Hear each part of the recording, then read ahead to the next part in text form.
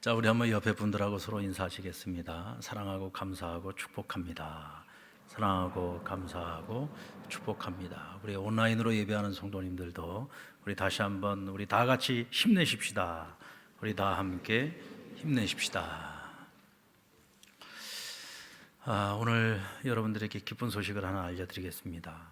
저희가 그동안 오랫동안 함께 기도해왔던 우리 배창민 형제가 우리가 예상했던 것보다 빨리 회복이 되어서 이번 금요일 날 집으로 돌아왔습니다. 네.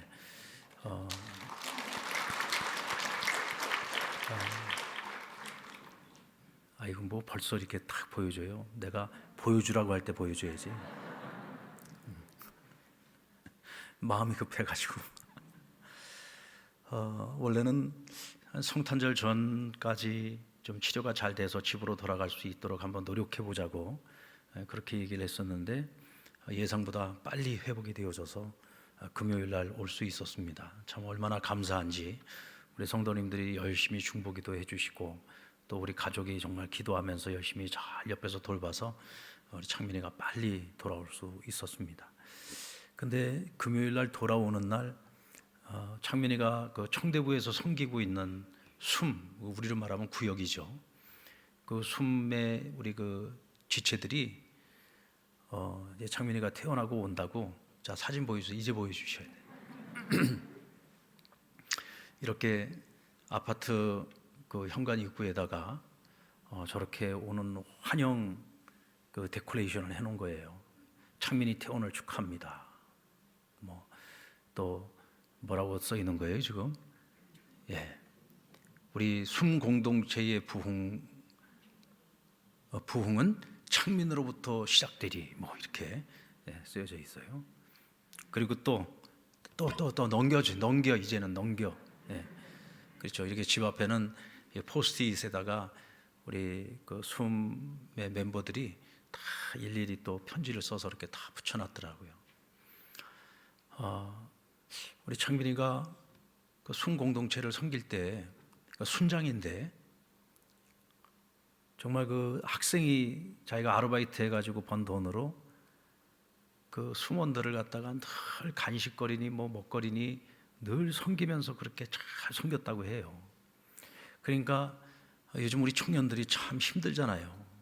참 꿈을 찾기도 힘들고 희망을 찾기도 힘든 시절인데 이렇게 순장이었던 우리 배창민 형제로부터 많은 위로를 받고 많은 격려를 받았었는데 이번에는 우리 창민 형제에게 우리 순원들이 굉장히 위로가 되고 격려가 되었겠다라는 생각이 들었습니다. 여러분, 이런 모습들이 진정한 신앙 공동체의 아름다운 모습이 아닐까요? 서로 위로하고 칭찬하고 격려해 주는 그런 모습들 말입니다. 인생을 살아가는 게 참 만만치 않고 힘들잖아요. 살아가면서 끊임없이 많은 어려움들, 위험, 위기, 문제들이 우리 앞에 연속적으로 찾아와요. 그래서 또 한편으로는 끊임없이 우리가 새로운 힘을 공급받지 않으면 쓰러질 수밖에 없고 넘어질 수밖에 없고 정말 다시는 일어나지 못할 것 같은 그런 절망감에 빠질 수밖에 없는 그런 시대를 우리가 살아가고 있습니다. 그래서 이 시대에 가장 필요한 것이 무엇일까 생각을 해보면 저는 격려라고 생각을 합니다.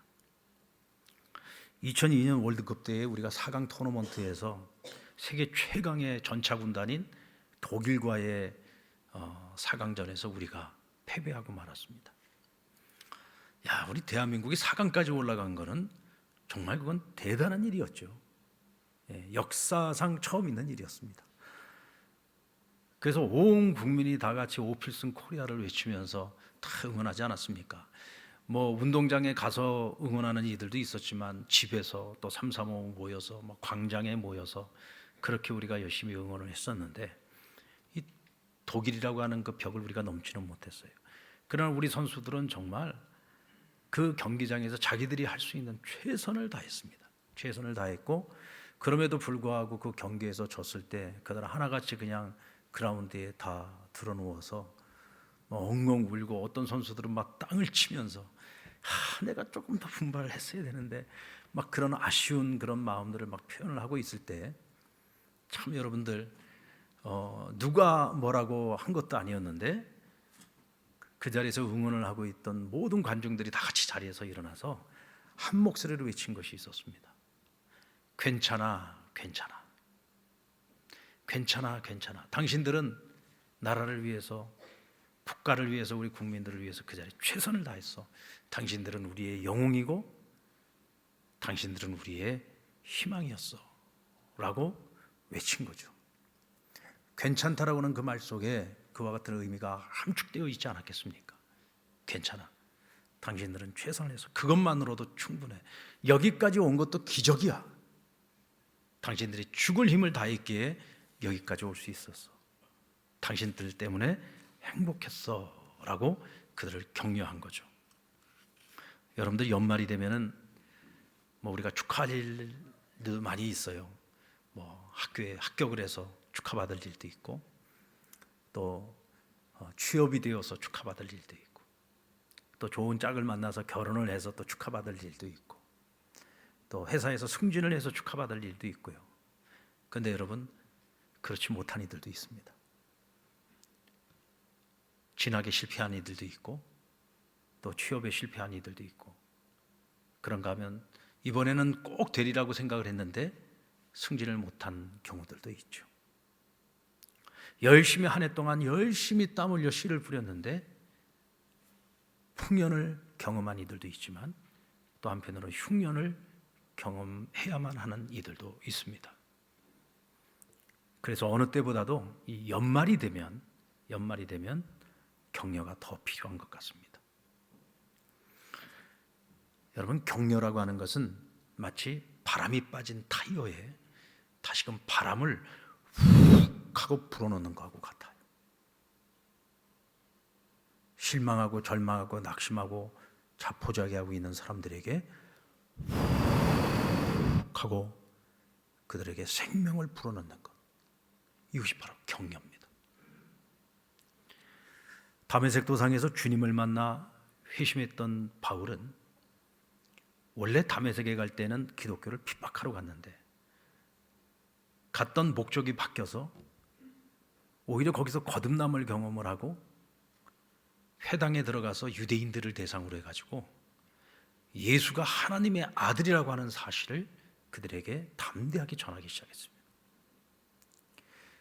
여러분들, 다메섹에 살고 있는 유대인들의 입장에서 보면 얼마나 당혹스러웠을까요? 자기들과 한편이라고 생각했고 정말 자기들보다 누구보다도 이 유대교 신앙의 으뜸이라고 생각을 했던 바울이, 그것도 기독교 핍박하러 왔던 사람이 갑자기 확 뒤집어져 가지고 오히려 예수가 하나님의 아들이라고 전도를 하러 다닌단 말이에요. 얼마나 황당했겠습니까? 그래서 그들이 모여갖고 작당하기를 저 바울을 죽여야 되겠다. 저 바울은 우리에게 유익한 자가 아니라 저는 해악스러운 자다. 그래서 그를 죽이려고 했지만 정말 구사일생으로 그곳에서 빠져나오게 됩니다.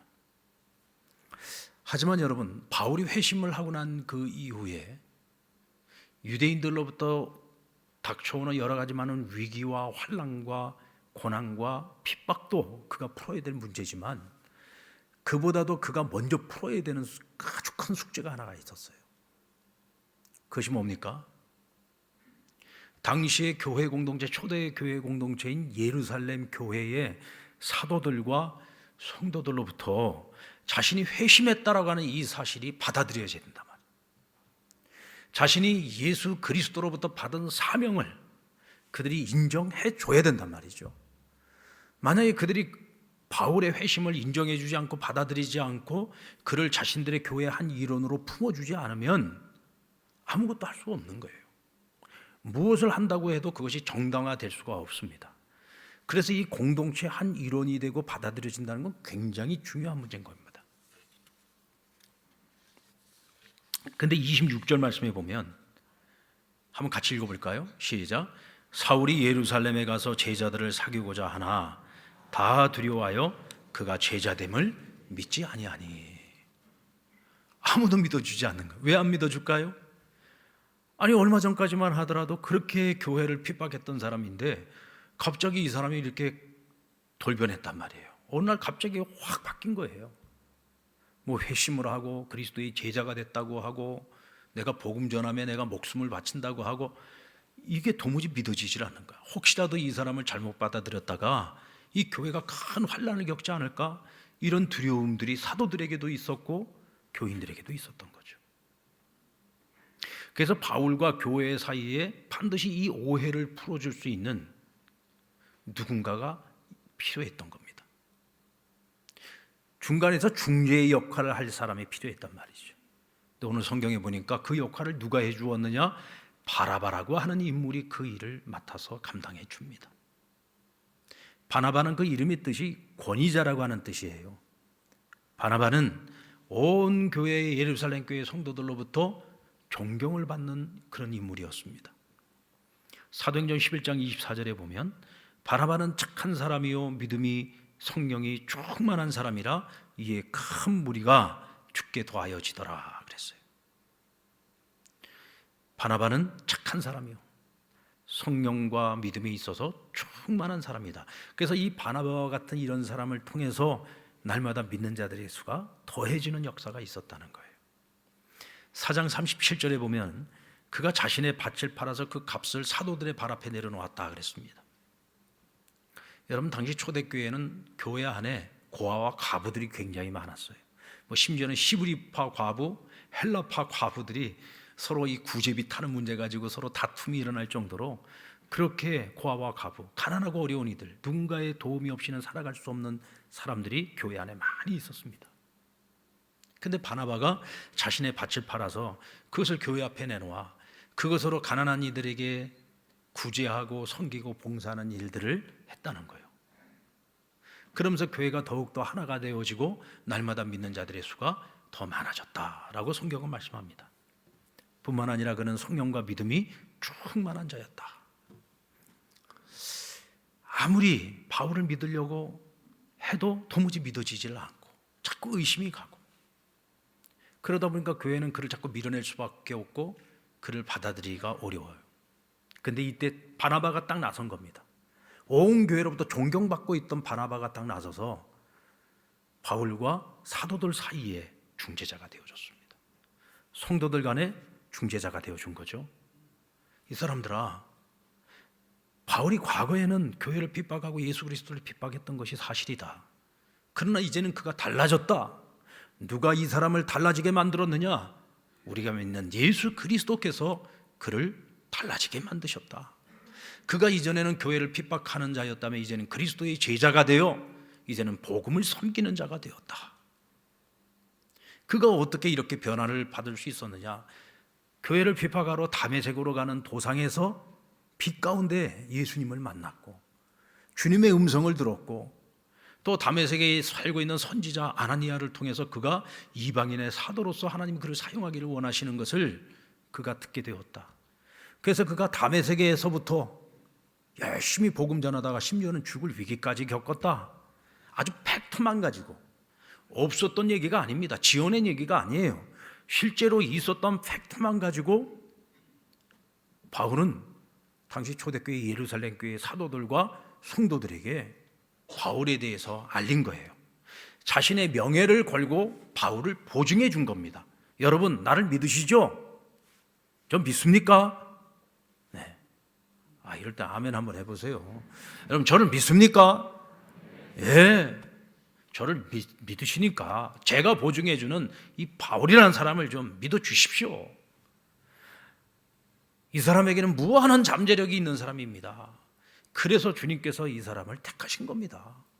앞으로 우리 교회 큰 일꾼이 될 겁니다. 복음을 위한 큰 일꾼이 될 겁니다. 그리고는 그를 보증하면서 추천을 해준 거죠.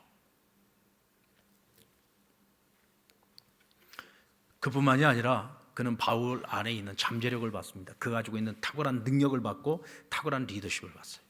그 나중에 이제 수리아 안디옥 교회라는 최초의 이방인 교회가 이방인들에게 본격적으로 복음을 전하기 위해서 선교사를 파송하는데 그때 첫 번째 1호 선교사로 누구를 택했느냐 하면 바로 바나바를 택했습니다. 그리고는 바나바에게 선교팀을 꾸려서 선교를 떠나 주십시오. 우리가 후원하겠습니다. 이때 그가 이 선교팀에 누구를 끌어들였어요? 바울을 끌어들인 겁니다. 하나님께 그를 이방인의 사도로 택하였으니 또 그와 함께 동역하는 동안에 그의 탁월함을 봤어요. 그를 동역자로 받아들입니다. 그래서 같이 선교를 시작을 했는데 오늘날의 사이프러스 섬이라고 하는 이 구브로 섬에 가서 처음 가서 복음을 전하는데 이 바울이 너무 탁월한 거예요. 자신과 비교할 수 없을 만큼 사역에 있어서만큼은 탑이에요. 탑. 너무 잘하는 거예요. 거기다 탁월한 리더십이 있었어요. 오히려 내가 팀장을 맡는 것보다 바울이 팀장을 하는 것이 훨씬 더 효과적인 선교를 할 수 있겠다. 그래서 그는 아낌없이 모든 것을 다 내려놓고 바울에게 팀장을 맡기고 자기는 2인자 뒤로 물러서게 됩니다. 오늘 우리 이 모습 속에서 바나바라고 하는 사람이 어떤 사람인지를 알 수가 있죠. 그는 자기를 초월한 사람이었어요. 보통 우리가 보면 자기애가 특심이잖아요. 얼마나 우리가 자기를 사랑합니까?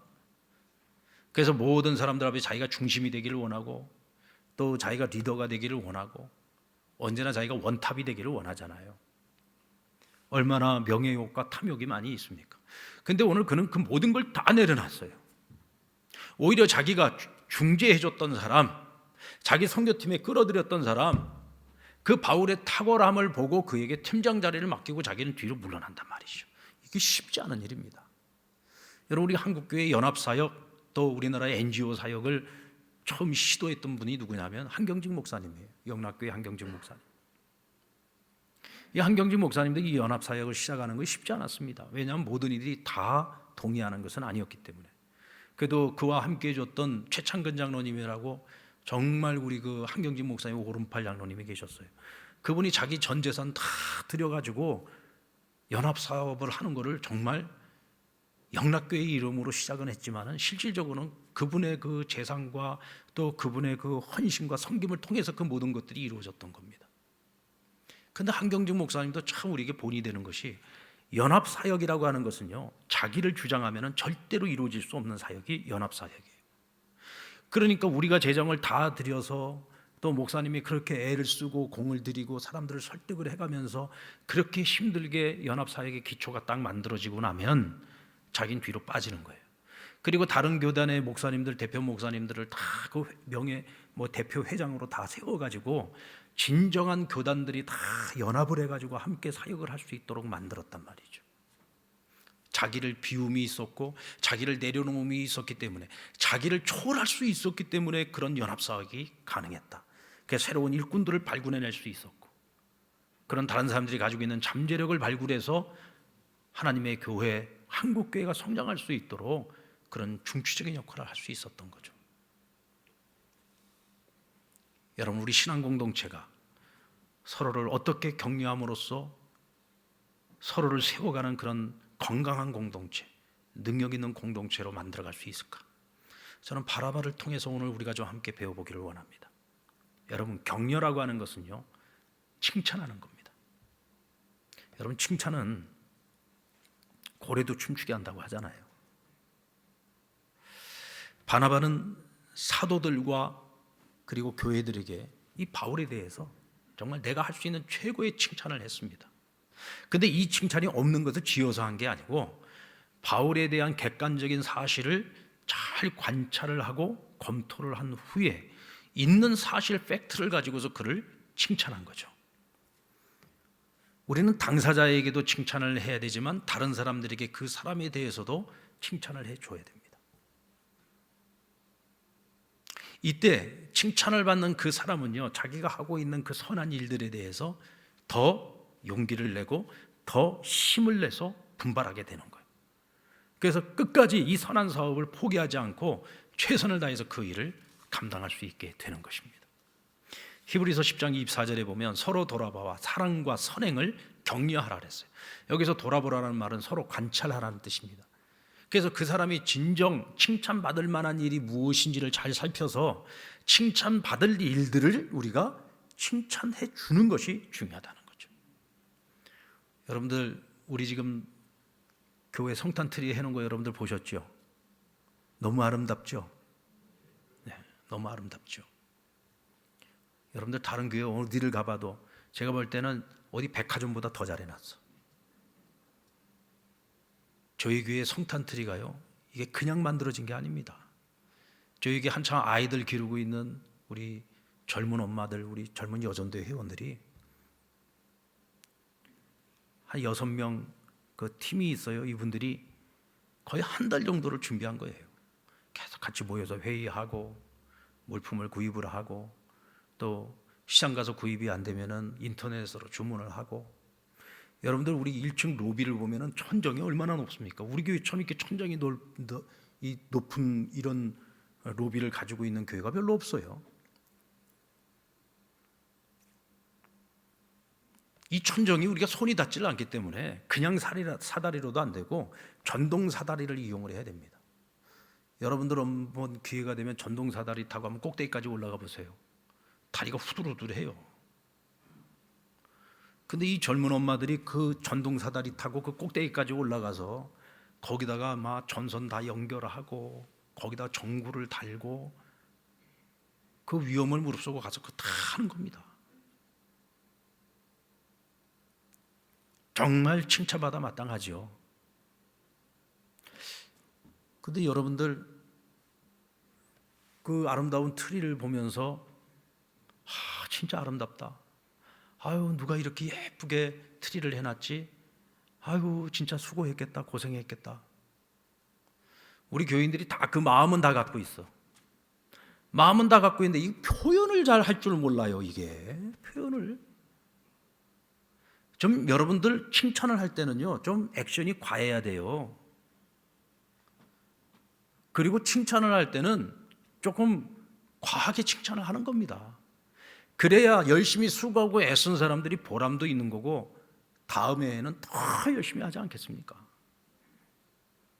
그래서 제가 왜 이렇게 다들 칭찬들을 안 해? 그랬더니 어느 분이 그러시더라고요. 아유, 목사님, 우리 교인들은요 그걸 보면 이게 먹고 이런다는 거예요. 이게 먹고 이런다는 거예요. 그래서 내가 아니 이게 먹고 이 소리 듣고 이게 다음에 더 열심히 하고 싶겠냐 그랬더니 저희 목사님 중에 아주 경상도 본토 분이 계시는데 절 보고 그러더라고요. 목사님, 경상도에서 이게 먹고가 최고의 찬사라는 거예요. 야, 내가 참 찬사도 참나 별 희한한 찬사를 다 봤다. 그래도 우리 교인들이 참 보면 립 서비스가 좋은 교인들이에요. 표현도 잘하는 편이고. 그런데 여러분 그 정도 갖고 안 돼요. 누군가에게 격려를 하기 위해서는요 조금 더 많은 칭찬이 필요합니다. 하다못해 집에서 밥을 먹을 때에도 아내와 엄마가 열심히 음식을 해서 좀 상에다 내놓으면 똑같은 된장찌개를 먹어도 좀 더 과한 칭찬을 해주면 그 다음에는 거기에 고기가 더 들어가잖아요. 그렇지 않습니까? 먹으면서 왜 맨날 똑같은 된장찌개만 주느냐고 그러면은 다음에는 된장찌개도 안 줘요. 시래기국이나 주지. 칭찬은요 모든 사람을 기쁘게 해줍니다. 칭찬은 모든 사람에게 격려가 돼요. 누가 됐든. 우리 상랑교회가 더 많이 칭찬하고 더 많이 격려하는 그런 건강하고 사랑이 넘치는 공동체가 되기를 바랍니다. 그리고 격려는 위로하는 거예요. 사람들이 실수하거나 실패했을 때, 고난이 찾아왔을 때 스스로를 자책하는 경향이 많습니다.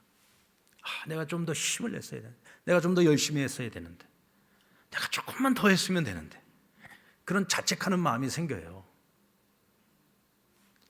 그러지 않아도 자책을 하고 있는데 대학에 떨어진 아이가 이불 뒤집어 쓰고 누워 있는데 엄마가 한다는 말이 야, 그러길래 더 열심히 하라고 했잖아. 남들보다 더 해야지 들어가는 거지. 너가 그만큼 하니까 안 들어가는 거야. 못 들어가는 거야. 내가 그렇게 공부해라 노래를 불러도 네가 그렇게 공부를 안 했는데 지금 누구를 탓하는 거냐? 여러분들 이런 말이 그 아이에게 위로가 될까요? 그 말 듣는다고 그 아이가 그냥 바로 책상에 앉아서 공부할까요? 그러지 않아도 자책하고 있는 이 마음에 자기가 더 미워지고 자기가 더 싫겠죠. 또 그렇게 말하는 그 엄마에 대한 분노가 생기지 않겠습니까? 에이, 나는 이제 해도 안 돼. 그걸 다 포기해버리지 않겠어요? 격려가 필요할 때 격려를 해주고 위로를 해줘야지 되는데 위로가 아니라 오히려 책망을 해요. 그러면 그 자책하는 마음이 더 커지는 거죠.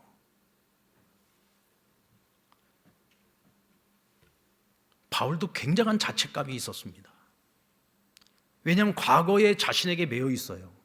내가 과거에 얼마나 예수를 핍박하고 교회를 핍박했는지, 그런 나를 교회가 인정해 주지 않고 받아주지 않는 것이 너무나도 당연한 일이지,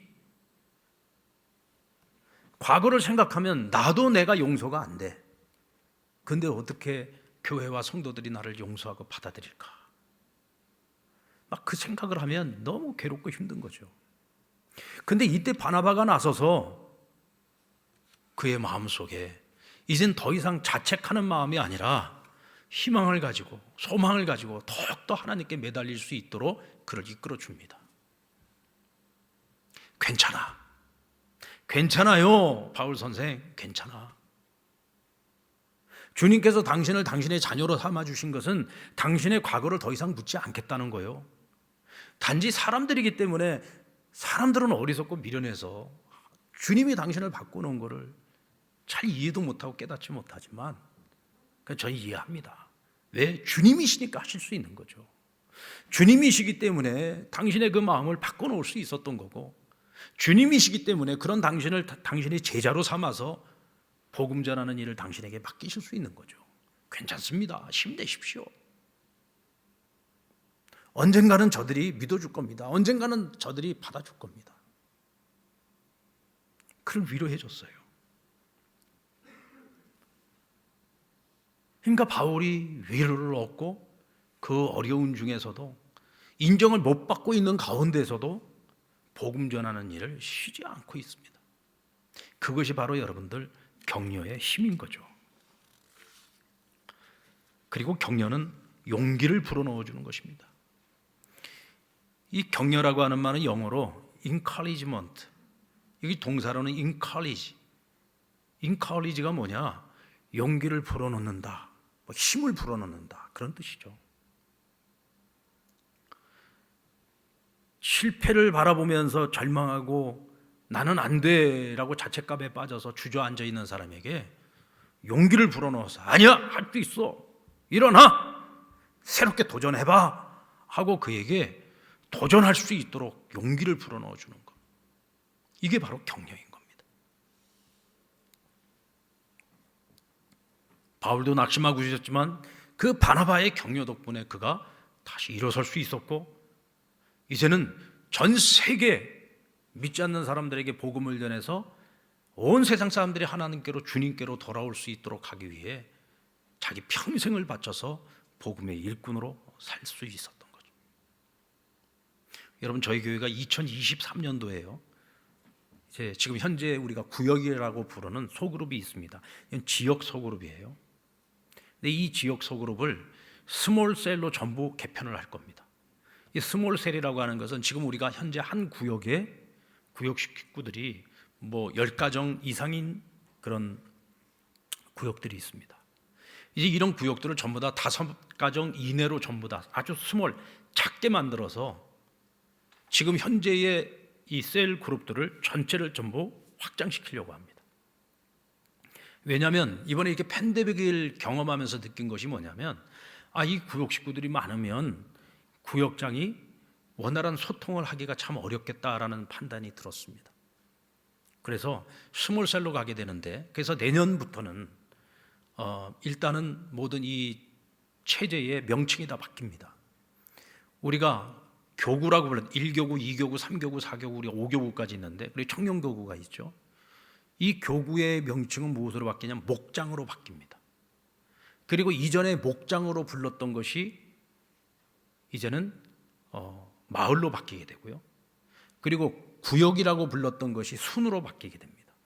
구역장이라고 불렀던 분들을 이제는 순장이라고 부르고, 그리고 구역의 관찰들을 이제는 부순장이라고 부르게 될 겁니다. 이와 같이 명칭을 개칭하게 되는 이유는 이제 우리가 전체적으로 스몰셀로 나아가는 하나의 과정 속에서 변화를 가져오기 위한 것입니다.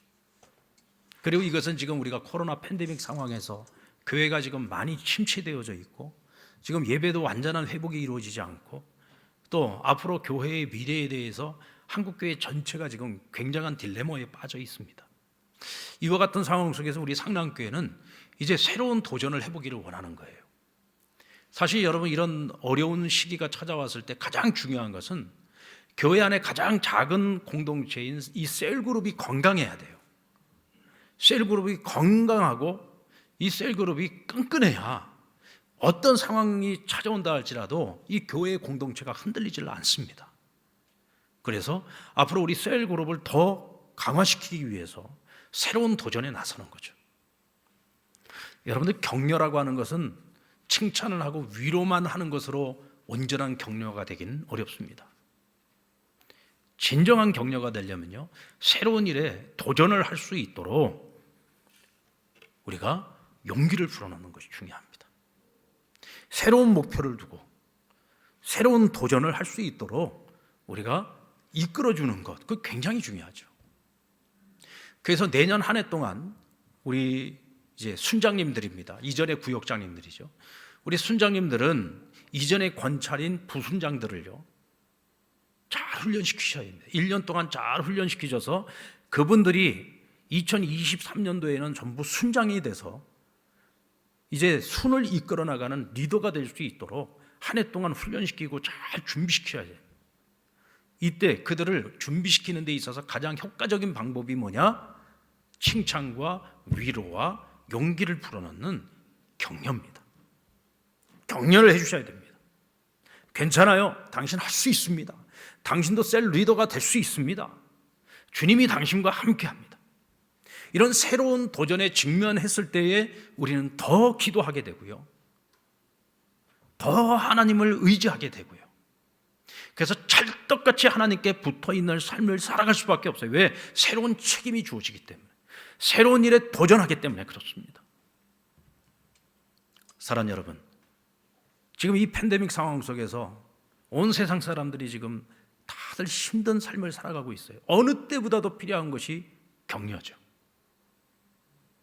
저는 우리 상남교회 모든 성도들이 각자의 자기 삶의 자리에서, 또 가정에서, 일터에서 어떤 새로운 일들을 지금 준비하고 도전하고자 할 때 여러분, 서로가 서로를 격려해 주시기 바랍니다. 좋은 점을 찾아서 칭찬해 주고, 힘들고 어려워할 때 괜찮다고 위로해 주시고, 그리고 새로운 도전이 있을 때에 당신 혼자 하는 거 아니잖아. 주님이 당신과 함께하고 있잖아. 전능하신 하나님이 당신과 함께하잖아. 하나님께서 이 일을 계획하시고 하나님께서 이 일을 하게 하신다면 당신은 능히 그 일을 할 수 있어 라고 우리가 서로를 격려해 줘야 되는 것입니다. 그러면 이전에 내가 경험하지 못했던 삶을 경험하게 될 겁니다. 늘 그냥 1인분의 삶만 살아왔던 사람, 나와 내 가족밖에 모르며 살았던 1인분의 삶을 살았던 사람이 이제는 2인분의 삶을 살고 3인분의 삶을 살아가고, 이제는 적어도 한국 교회를 돌아볼 수 있고 세계 교회를 바라보고 세계 복음화까지 바라볼 수 있는 그런 꿈 있는 인생, 하나님께서 역사를 주관해 나가실 때에 역사의 주역으로 쓰임받을 수 있는 그런 기대와 비전을 오늘 우리가 갖게 되는 것입니다. 사랑하는 여러분, 격려하십시다. 우리 한번 옆에 분에게 우리 서로 격려하십시다.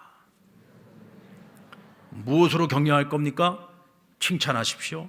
위로하십시오. 그리고 용기를 불어넣어 주십시오.